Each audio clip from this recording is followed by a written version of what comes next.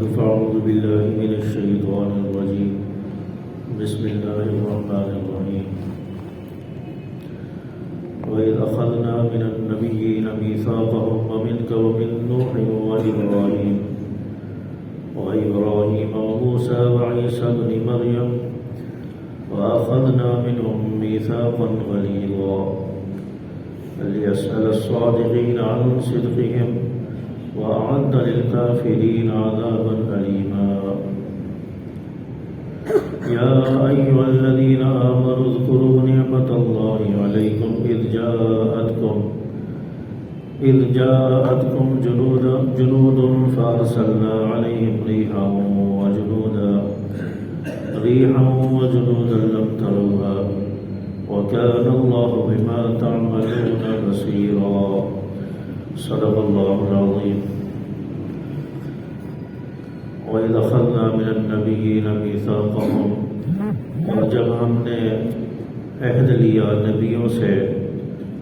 وَمِنْ کا اور آپ سے وَمِنْ نُوحٍ وَإِبْرَاهِيمَ وَمُوسَى نوح علیہ السلام سے ابراہیم علیہ السلام سے موسیٰ علیہ السلام سے وعیسیٰ ابن مریم اور عیسیٰ ابن مریم سے وَأَخَذْنَا مِنْهُمْ مِيثَاقًا غَلِيظًا اور ان سے ہم نے پکا عہد لیا لِيَسْأَلَ الصَّادِقِينَ عَنْ صِدْقِهِمْ تاکہ پوچھے اللہ تعالیٰ سچوں سے ان کی سچائی وَأَعَدَّ لِلْكَافِرِينَ عَذَابًا أَلِيمًا اور اللہ تعالیٰ نے کافروں کے لیے دردناک عذاب تیار کر رکھا ہے یا ایھا الذین آمنوا اذکروا نعمت اللہ علیکم اے ایمان والو اللہ کی نعمتوں کو یاد کرو جو تم پر اللہ نے کی ہے اذ جاءتکم جنود فارسلنا علیہم ریحا اور جب چڑھ آئے تمہارے اوپر فوجیں پھر ہم نے بھیج دی ان پر ایک ہوا وجنودا لم تروها اور وہ فوجیں جو تم نے نہیں دیکھی وکان اللہ بما تعملون بصیرا اور اللہ تعالیٰ دیکھنے والا ہے جو کچھ تم کرتے ہو گزشتہ درس میں آپ حضرات کے سامنے آپ علیہ السلام کے متعلق ارشاد ہوا تھا کہ آپ صلی اللہ علیہ وسلم کو ایمان والوں سے سب سے زیادہ محبت ہے اور ایمان والوں کو آپ صلی اللہ علیہ وسلم سے محبت ہے اور آپ کی جو ازواج مطہرات ہیں وہ امت کی مائیں ہیں اور معزز ہیں عظمت والی ہیں اور اسی طرح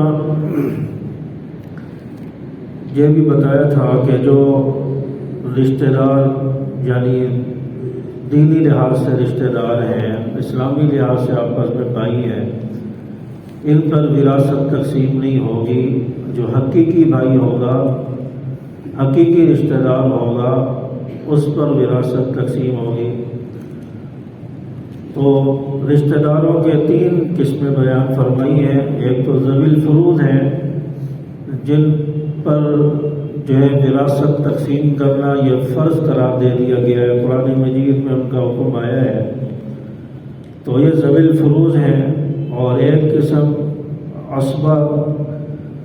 رشتہ دار جو باپ کی طرف سے رشتہ دار بنتے ہیں رشتے میں آتے ہیں ان پر بھی وراثت تقسیم ہوگی اور ذوی الارحام جو ماں کی طرف سے رشتہ دار ہیں ان پر بھی وراثت تقسیم ہوگی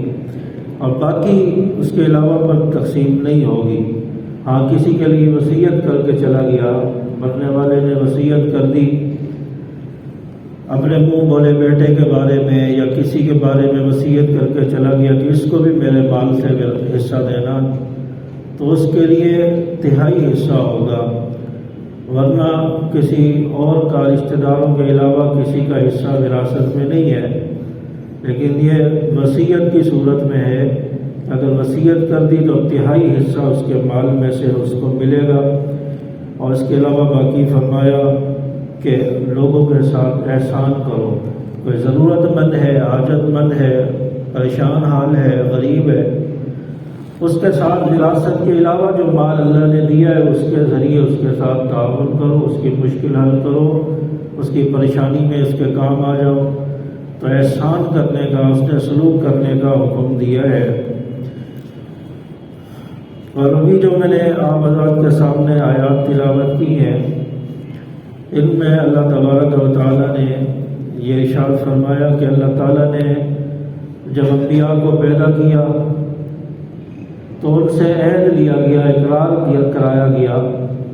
کہ تم دنیا میں جا کر میرا پیغام، میری کتاب اور ہدایات لوگوں کو دین کی طرف بلاؤ گے، ہدایت کی طرف بلاؤ گے۔ اس کا عہد کرایا گیا، اقرار کروایا گیا۔ تو نبیوں نے اس کا اقرار کیا، اور یہ بھی روایات میں آتا ہے کہ جو بھی انسان دنیا میں آیا ہے وہ یہ عہد کر کے آیا ہے، اللہ تعالیٰ نے اس سے یہ عہد لیا ہے کہ دنیا میں جا کر اللہ کی بندگی کرو گے، اللہ کی عبادت کرو گے، اللہ کی نافرمانی انسان نہیں کرے گا۔ اور مفسرین نے لکھا ہے کہ حضرت آدم علیہ السلام کی پشت سے اللہ تعالیٰ نے کچھ روحوں کو نکالا اور ان کو خطاب کیا، اور ان سے یہ ایک عہد لیا گیا، اقرار کرایا گیا کہ دنیا میں جا کر میری عبادت کرنی ہے، یعنی اللہ کی عبادت کرنی ہے۔ تو یہ روحیں چونٹیوں کی طرح تھیں، اور جتنے بھی قیامت تک آنے والے لوگ تھے سب کی روحوں کو اللہ تعالیٰ نے خطاب کیا۔ اور پھر بعض روحیں ان میں وہ تھیں کہ جو چمکدار تھیں، روشن تھیں۔ تو حضرت آدم علیہ السلام نے پوچھا کہ یہ کون سی روحیں ہیں، کہ یہ روشن کی روحیں؟ فرمایا گیا کہ یہ انبیاء کی روحیں ہیں، یہ نیک لوگوں کی روحیں ہیں۔ تو اس موقع پر بھی اللہ تعالیٰ نے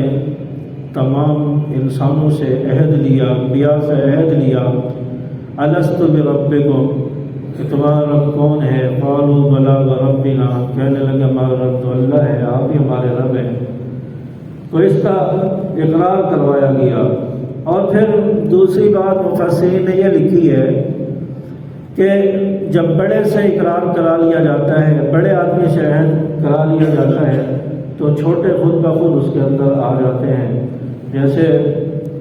انبیاء علیہ السلام سے عہد کرایا گیا، آدم علیہ السلام سے عہد لیا گیا، تو ان نبیوں کی امتیں بھی ان کے اندر آ گئی۔ گھر کا جو بڑا ہوتا ہے، سربراہ ہوتا ہے، وہ کسی بات میں کسی سے معاہدہ کر لے، اتفاق کر لے، کسی بات پر راضی ہو جائے، تو گھر میں جو باقی افراد ہوتے ہیں ان کو بھی اس کی بات ماننی پڑتی ہے، اس کی لاج رکھنی پڑتی ہے کہ ہمارے بڑے نے یہ فیصلہ کر دیا ہے، اب کہیں اس کے اوپر کوئی حرف نہ آئے، اس کی کوئی یا وہ معاہدہ اگر ختم ہو یا اس کی خلاف ورزی ہو تو کہیں اس کی بے عزتی نہ ہو جائے، تو انسان اس کا جو ہے خیال کرتا ہے۔ تو اس لیے جب انبیاء سے عہد لے لیا گیا تو امت کے لوگ خود بخود اس میں آ گئے۔ تو اس وجہ سے فرمایا کہ تمام لوگوں سے اللہ تعالیٰ نے یہ عہد لیا، یہ اقرار کرایا کہ اللہ کی عبادت کرو گے، بندگی کرو گے۔ چنانچہ فرمایا کہ وَمِنْكَ وَمِنْ نُوحٍ وَإِبْرَاهِيمَ وَمُوسَىٰ، یہاں پر وَإِذْ أَخَذْنَا مِنَ النَّبِيِّينَ، یہاں سارے انبیاء آ گئے، سب انبیاء سے عہد لیا۔ وَمِنْكَ، پھر آپ علیہ الصلوۃ مراد ہے کہ آپ علیہ الصلوۃ سے بھی عہد لیا گیا۔ وَمِنْ نُوحٍ وَإِبْرَاهِيمَ وَمُوسَىٰ وَعِيسَىٰ ابْنِ مَرْيَمَ، نوح علیہ السلام، ابراہیم علیہ السلام، موسیٰ علیہ السلام اور حضرت عیسیٰ ابن مریم، ان سے بھی عہد لیا گیا۔ اب یہاں پر سوال یہ پیدا ہوتا ہے کہ انبیاء تو بہت سارے آئے، تو ان خاص انبیاء کا نام کو ذکر کر دیا گیا؟ تو یہ انبیاء چونکہ بڑے نبی تھے، صاحب شریعت تھے، کتابیں ملی تھیں، اس لیے ان کا ذکر کر دیا۔ باقی وَإِذْ أَخَذْنَا مِنَ النَّبِيِّينَ میں تمام انبیاء کا ذکر آ گیا۔ اور اسی طرح یہاں پر وَمِنْ کا آپ علیہ الصلوۃ مراد ہے سے، تو اس کا ذکر پہلے کیوں کیا گیا؟ آپ علیہ الصلوۃ تو بعد میں آئے، تمام انبیاء سے آخر میں آئے ہیں۔ تو یہاں سے مفسرین نے یہ ذکر کیا ہے کہ آپ علیہ الصلوۃ آئے تو آخر میں ہیں، لیکن آپ علیہ الصلوۃ کا ذکر آسمانوں میں پہلے سے تھا۔ آدم علیہ السلام بھی ابھی پیدا نہیں ہوئے تھے، ان کا مجسمہ نہیں بنا تھا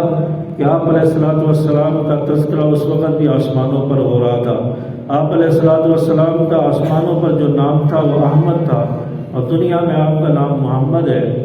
تو آپ علیہ السلام کا تذکرہ اس وقت بھی ہو رہا تھا، اور آپ صلی اللہ علیہ وسلم کی احادیث بھی ہیں کہ مجھے سب سے پہلے جو ہے میرا تذکرہ ہوا، سب سے پہلے مجھے پیدا کیا گیا، تو آپ علیہ الصلوۃ والسلام کا تذکرہ اس لیے یہاں پر بھی پہلے کر دیا گیا۔ اور پھر جب قیامت کا دن ہوگا، میدان محشر لگے گا، اس وقت تمام امتیں جمع ہوں گی، تمام نبی وہاں موجود ہوں گے، آپ علیہ الصلوۃ والسلام بھی وہاں پر موجود ہوں گے، اور پھر اللہ تعالیٰ وہاں لوگوں سے پوچھے گا، امتیوں سے پوچھے گا۔ سب سے پہلے فرماتے ہیں کہ نوح علیہ السلام کی امت سے سوال ہوگا،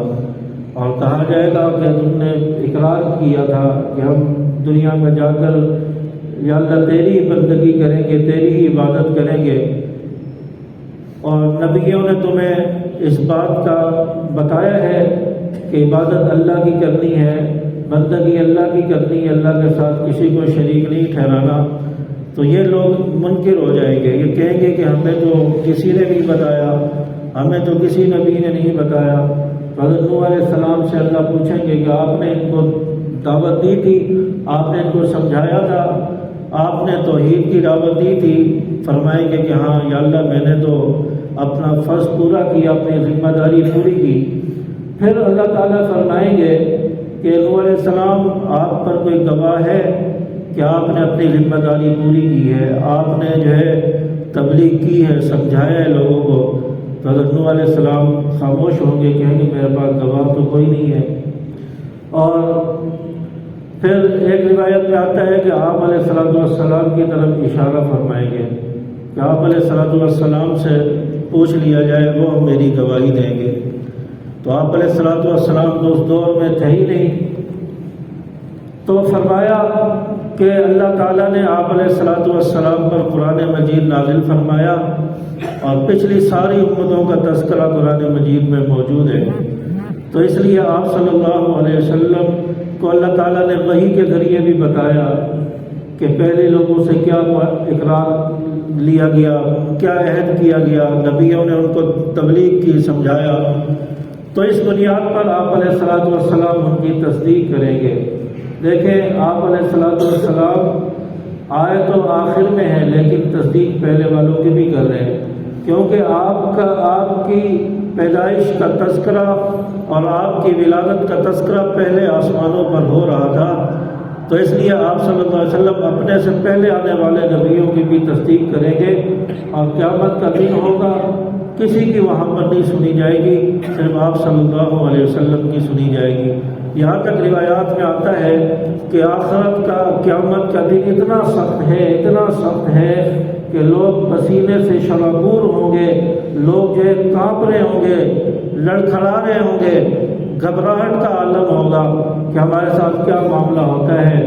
اور کسی کو بولنے کی اجازت نہیں دی جا رہی ہوگی، اور آپ صلی اللہ علیہ وسلم یہ چیز دیکھ کر سجدے میں گر جائیں گے، اور کافی دیر تک سجدے میں رہیں گے اور روتے رہیں گے، اور پھر اللہ تعالیٰ آپ صلی اللہ علیہ وسلم کو اٹھائیں گے، اٹھنے کا حکم دیں گے، آپ صلی اللہ علیہ وسلم کھڑے ہوں گے، اور اللہ تعالیٰ فرمائیں گے کہ یا رسول اللہ بتاؤ میں کس سے سب سے پہلے حساب شروع کروں؟ تو آپ صلی اللہ علیہ وسلم حضرت ابوبکر صدیق رضی اللہ تعالیٰ عنہ کو آگے کر دیں گے، کہیں کہ یا اللہ یہ ابوبکر صدیق ہے، ان سے حساب شروع کریں۔ تو اللہ تعالیٰ کا جلال ہوگا، اللہ تعالیٰ کا جو غصہ ہوگا وہ حضرت ابوبکر صدیق رضی اللہ تعالیٰ عنہ کو دیکھ کر جمال میں بدل جائے گا، رحمت میں بدل جائے گا، اللہ کا غصہ ٹھنڈا ہو جائے گا۔ اللہ تعالیٰ فرمائیں گے کہ آپ نے اس بندے کو میرے سامنے پیش کیا ہے کہ جس کی نیکیاں اتنی زیادہ ہیں، جو اتنا مرتبے میں سب سے اعلیٰ ہے، میں اس سے کیسے حساب لوں، میں اس سے کیسے جو ہے پوچھ کروں؟ تو آپ صلی اللہ علیہ وسلم ابوبکر صدیق رضی اللہ تعالیٰ عنہ کو جب پیش کریں گے، اللہ کا غصہ ٹھنڈا ہو جائے گا، اور پھر اس کے بعد آپ صلی اللہ علیہ وسلم جس کی سفارش کرتے جائیں گے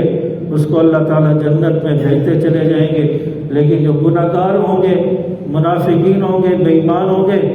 اللہ تعالیٰ ان کو جہنم میں بھیج دیں گے، ان کے لیے جہنم کا فیصلہ ہو جائے گا۔ اس لیے فرمایا لیسأل الصادقین عن صدقہم، اللہ تعالیٰ سچوں سے سوال کرے گا، پوچھے گا ان کے سچ کے بارے میں۔ سچے آپ صلی اللہ علیہ وسلم سچے تھے، آپ صلی اللہ علیہ وسلم سے پوچھا گیا، آپ نے حضرت نوح علیہ السلام کے بارے میں آپ نے گواہی دی کہ ہاں انہوں نے تبلیغ کی، اور پھر فرمایا قال هذا يوم ينفع الصادقين صدقهم، اس دن سچے لوگوں کو ان کی سچائی فائدہ دے گی، سچے لوگوں کو ان کی سچائی اس دن فائدہ دے گی، اس دن کام آئے گی۔ اس لیے ہمیشہ انسان کو سچ بولنا چاہیے، ہمیشہ سچوں کے ساتھ رہنا چاہیے، اور سب سے سچے تو حضرت ابوبکر صدیق رضی اللہ تعالیٰ عنہ تھے۔ حضرت ابوبکر صدیق رضی اللہ تعالیٰ عنہ کی صداقت اس دن جو ہے مومنوں کو، ایمان والے کو نفع دے گی اور فائدہ دے گی، ان کی وجہ سے اللہ کا غصہ ٹھنڈا ہوگا۔ وَأَعَدَّ لِلْكَافِرِينَ عَذَابًا أَلِيمًا، اور فرمایا کہ کافروں کے لیے اللہ تعالیٰ نے دردناک عذاب تیار کر رکھا ہے۔ یا ایھا الذین آمنوا اذکروا نعمت اللہ علیکم اذ جاءتکم جنود فارسلنا علیہم ریحا، اے ایمان والو اللہ کی نعمتوں کو یاد کرو جو تم پر اللہ نے کی ہیں۔ اذ جاءتکم جنود، جب چڑھ آئی تمہارے اوپر کفار کی فوجیں، فارسلنا علیہم ریحا، تو اللہ تعالیٰ نے ان پر سخت قسم کی تیز ہوا بھیج دی، وجنودا لم تروها، اور وہ فوجیں جو تم نے نہیں دیکھی۔ یہاں سے ایک تو غزوہ خندق مراد ہے، کیونکہ سورۃ الاحزاب جو ہے یہ غزوہ احزاب، جس کو غزوہ خندق کہتے ہیں، اس کے نام سے منسوب ہے، اور غزوہ خندق کا یہاں پر ذکر فرمایا، اور میں نے پہلے بھی سورت کے شروع میں بھی کچھ چند باتیں غزوہ خندق کے متعلق بتائی تھی۔ تو غزوہ خندق یہاں پر علیہ الصلوۃ والسلام جب مکہ سے ہجرت کر کے مدینہ آ گئے تو مکہ کے جو کفار تھے، قریش تھے، انہوں نے آپ صلی اللہ علیہ وسلم کے خلاف، صحابہ کے خلاف نکلنے کا فیصلہ کر لیا، اور تمام جو بھی قبائل تھے مکہ کے اندر سب کو جمع کیا، اور ایک یکجا ہو کر، متحد ہو کر اسلام کو مٹانے کے لیے یہ لوگ نکل پڑے۔ ادھر آپ صلی اللہ علیہ وسلم کو بتا دیا گیا مکہ کے مشرکین کا بہت بڑا لشکر ہے، جن کی تعداد 12,000 بتائی جاتی ہے، اور اس وقت کے حساب سے بہت بڑی تعداد تھی، اور اسلحے سے لیس تھے، ساز و سامان سے لیس تھے۔ آپ صلی اللہ علیہ وسلم کو مدینہ میں اطلاع کر دی گئی کہ کفار کا لشکر وہ آ رہا ہے اور مدینہ پر چڑھائی کرے گا، اور ادھر کفار کے یہ عزائم تھے کہ بس ہم نے آپ صلی اللہ علیہ وسلم کو معاذ اللہ قتل کر دینا ہے، اسلام کا نام و نشان مٹا دینا ہے۔ تو آپ صلی اللہ علیہ وسلم کو جب اطلاع ملی، آپ صلی اللہ علیہ وسلم نے صحابہ سے مشورہ کیا اور کہ ہم نے لڑنا ہے، اس کی تیاری کرنی ہے۔ تو حضرت سلمان فارسی رضی اللہ تعالیٰ عنہ، انہوں نے آپ صلی اللہ علیہ وسلم کو مشورہ دیا کہ مدینہ کے جو راستہ ہے جہاں سے یہ مشرک آئیں گے، جو مکہ کی طرف سے آنے والے راستے ہیں، ان کے درمیان ایک خندق کھود دی جائے، اور یہ بہت بڑی خندق تھی، کئی میلوں تک یہ خندق کھودی گئی، اور اس کی چوڑائی بھی بہت زیادہ تھی، کئی ہاتھوں کے برابر، بعض روایات میں 3 میل کے برابر یا اتنی جو مقدار کے برابر جو اس کی چوڑائی تھی کہ کوئی اس کو چھلانگ مار کر بھی کراس نہ کر سکے۔ اور آپ صلی اللہ علیہ وسلم نے صحابہ کو حکم دے دیا کہ آپ خندق کھودو، تو 10-10 گز کے لیے آپ صلی اللہ علیہ وسلم نے 10-10 صحابہ کی ڈیوٹی لگائی کہ وہ 10 جو ہے ہر آدمی خندق کھودے گا۔ تو اس طرح خندق کھودتے رہے، اور چند دنوں کے اندر، تقریباً بعض روایات میں آتے ہیں 1 ہفتے کے اندر، بعض میں آتا ہے کہ 20 دنوں کے اندر اس خندق کو پورا کھودا گیا۔ اور یہ ایسی خندق تھی اور ایسی بڑی خندق تھی کہ آج کل اگر مشینری بھی لگائی جائے تو اتنی بڑی خندق جو ہے وہ 1 مہینے میں بھی نہیں کھود سکتی۔ صحابہ نے ہاتھوں کے ذریعے، کدالوں کے ذریعے اتنی بڑی خندق کھود دی چند دنوں کے اندر۔ اور ایک جگہ ایسی بھی آئی کہ جہاں پر خندق کھود رہے، کدال مار رہے ہیں، لیکن ایک چٹان آ گئی، وہ چٹان ٹوٹنے کا نام نہیں لے رہی، چٹان نہیں ٹوٹ رہی۔ آپ صلی اللہ علیہ وسلم نے،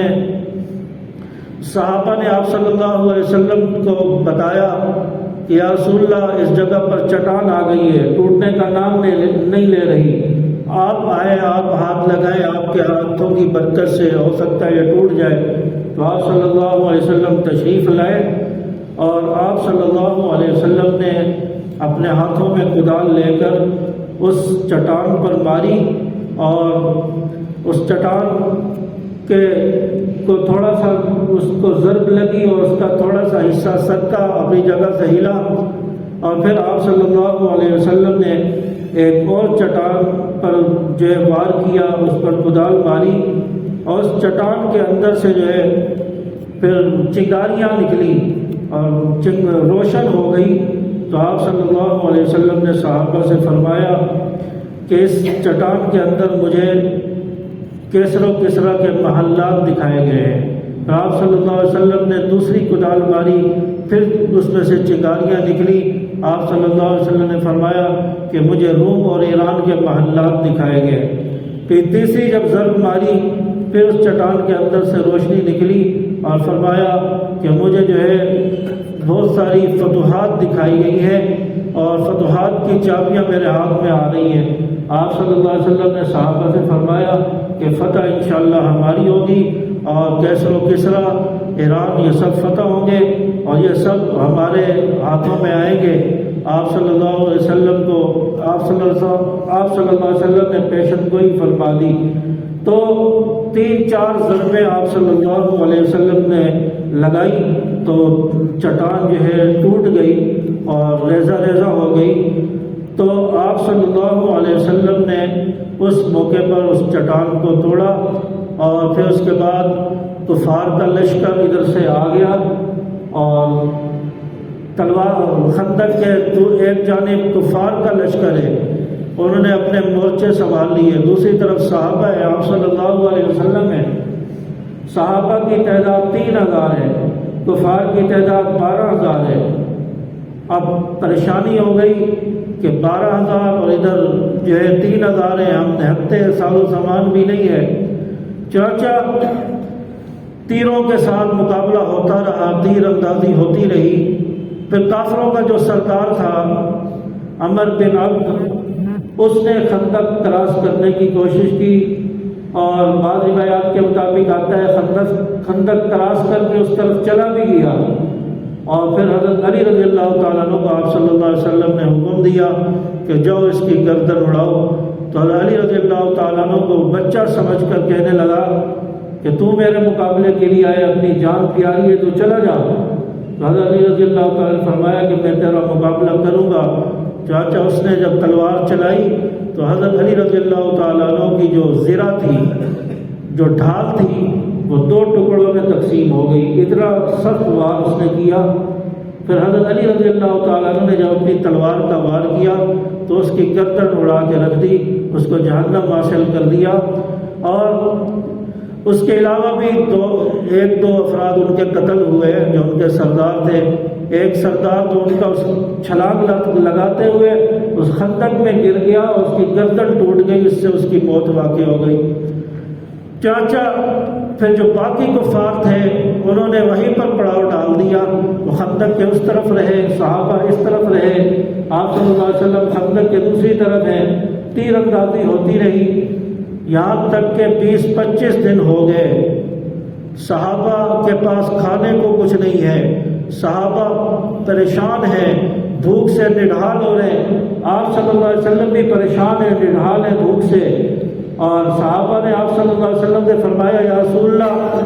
بھوک نے بہت ستا رکھا ہے۔ آپ نے فرمایا میں نے بھی پتھر باندھے تو مجھے بھی بھوک لگی ہے۔ چنانچہ اس طرح کا صحابہ کا اس حالت میں تھے اور اس حالت میں صحابہ کفار کا مقابلہ کر رہے ہیں۔ اور پھر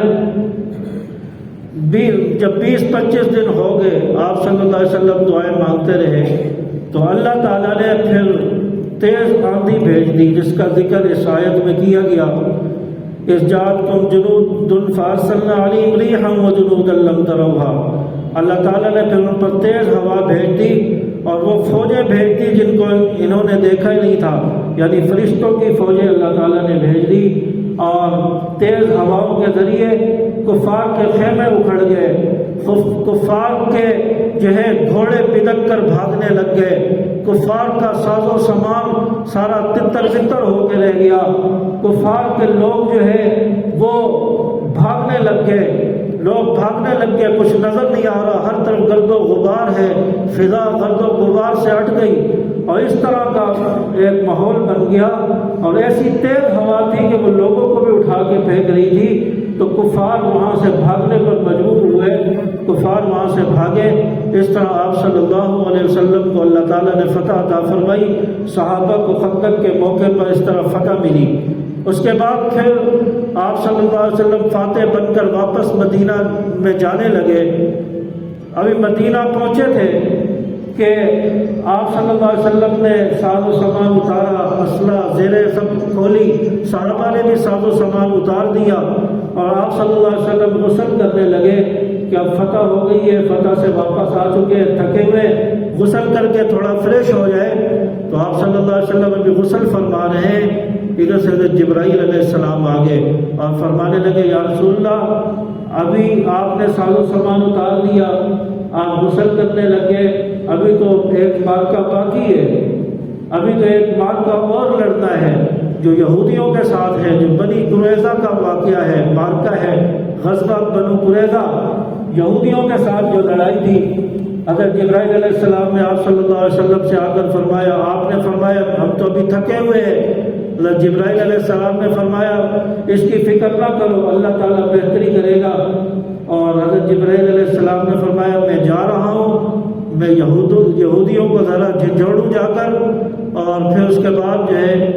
آپ بھی روانہ ہو جائیں۔ چنانچہ آپ صلی اللہ علیہ وسلم نے سب سے پہلے لشکر تیار کیا، حضرت علی رضی اللہ تعالیٰ عنہ کو اسلام کا جھنڈا دے کر بنو قریظہ کی طرف روانہ فرمایا، اور آپ صلی اللہ علیہ وسلم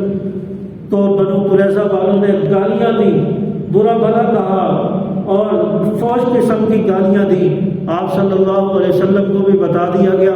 کہ بنو قریظہ والوں نے کوئی گالیاں دی ہیں۔ تو آپ صلی اللہ علیہ وسلم بھی روانہ ہوئے، وہاں پہنچے، اور آپ صلی اللہ علیہ وسلم نے صحابہ سے فرمایا کہ یہودیوں کی بستی کا گھیراؤ کر لیا جائے۔ چنانچہ ان یہودیوں کا گھیراؤ کر لیا گیا۔ یہ وہ یہودی تھے جنہوں نے آپ صلی اللہ علیہ وسلم کے ساتھ معاہدہ کیا تھا۔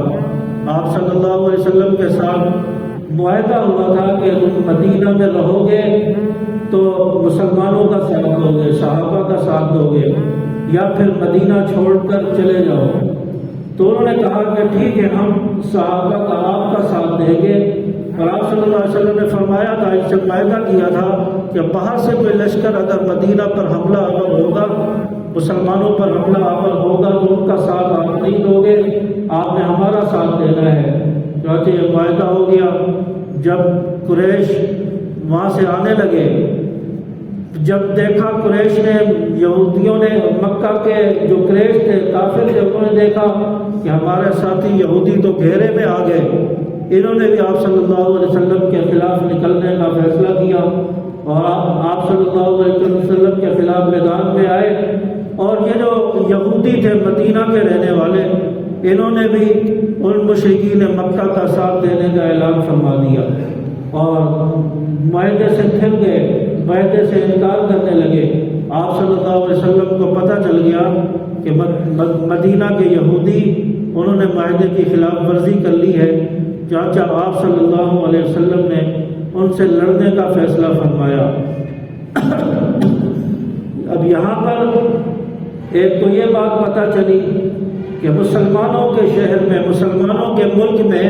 اگر کوئی یہودی رہتا ہے، مسلمانوں کے ملک میں اگر یہودی آباد ہیں، تو ان سے معاہدہ کر کے ان کو رہنے کی اجازت ہے۔ جیسے پاکستان کے اندر امریکہ کے لوگ بھی رہتے ہیں، فرانس بھی رہتا ہے، انڈیا کے سفارتکار بھی رہتے ہیں، ان کے لوگ بھی ہیں، تو روس کے بھی ہیں، ایرانی بھی ہیں، سارے یہاں پر جمع ہیں۔ تو ان سے معاہدہ کر کے جو ہے ملک میں ان کو رہنے دیا جائے، ان سے معاہدہ کیا جائے کہ ہمارے ملک کے خلاف سازش نہیں کرو گے۔ اگر کسی کافر نے ہمارے ملک پر یعنی پاکستان پر حملہ کر دیا تو تم ان کا ساتھ نہیں دو گے، پاکستان کا ساتھ دو گے۔ تو یہ ان کے ساتھ معاہدہ کر کے رہنا چاہیے۔ اگر معاہدے کی خلاف ورزی کرے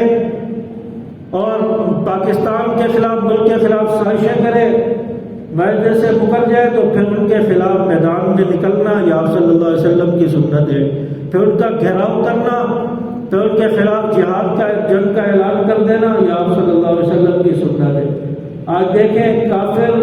پاکستان میں رہ رہے ہیں لیکن یہاں رہ کر ملک کی جڑیں کھوکھلی کر رہے ہیں، پاکستان میں رہ کر ملک کو نقصان پہنچا رہے ہیں، پاکستان میں رہ کر پاکستان کی معیشت کو خراب کر رہے ہیں، تو اس لیے تو ملک دیوالیہ ہوتا چلا جا رہا ہے۔ اگر شریعت کے مطابق معاہدہ کیا جائے، آپ صلی اللہ علیہ وسلم کی سنت پر عمل کیا جائے تو ملک کو ترقی کر جائے، ملک کہاں سے کہاں پہنچ جائے، جو بیرونی خطرات ہیں، اندرونی خطرات ہیں، ان سارے خطرات سے ملک نکل جائے اور ملک جو ہے ترقی کرنے لگے۔ آج ان کو اگر کہا جائے تو کہ ان کو نکال دو تو آگے سے جواب ملتا ہے کہ ہماری معیشت خراب ہو جائے گی، سمجھے نا ہمارے مجبوریاں ہیں اور یہ ہے وہ ہے، معیشت کا بیڑا غرق ہو جائے گا، ان کی وجہ سے چل رہی ہے۔ پہلے معیشت کو کون سے سرخاب کے اوپر لگے ہوئے، پہلے کون سی معیشت ترقی کر رہی ہے؟ تو یہ معاہدہ کر کے ملک میں رہنے کی اجازت ہوتی ہے، چنانچہ اس کے مطابق ان کو چلنا چاہیے۔ تو آپ صلی اللہ علیہ وسلم نے بتا دیا کہ اگر یہودی مدینہ کے اندر رہیں گے تو ہم ان کے ساتھ، یہ ہمارے ساتھ معاہدہ کریں گے، مدینہ والوں کو نقصان نہیں پہنچائیں گے، اگر کوئی مشکل آئی تو مدینہ والوں کا، صحابہ کا، مسلمانوں کا ساتھ دیں گے، باہر سے کافروں نے حملہ کیا تو ان کا ساتھ نہیں دیں گے، مسلمانوں کے خلاف کوئی سازش نہیں کریں گے۔ انہوں نے ہاں بھر لی، آپ نے رہنے دیا۔ پھر جب معاہدے سے مکر گئے مشرکین مکہ کو دیکھ کر تو آپ صلی اللہ علیہ وسلم نے گھیراؤ کرنے کا حکم دے دیا اور جنگ کرنے کا حکم دے دیا، اور پھر ان کے ساتھ جنگ ہوئی، ان کے ساتھ پھر ان کا گھیراؤ کیا گیا۔ تو اس طرح ان کے ساتھ یہ بنو قریظہ کا جو معرکہ ہے یہ پیش آیا، اس کا ذکر انشاءاللہ تفصیلی اگلے درس میں ہوگا۔ اللہ تبارک و تعالی ہمیں سمجھ عمل کی توفیق عطا فرمائے۔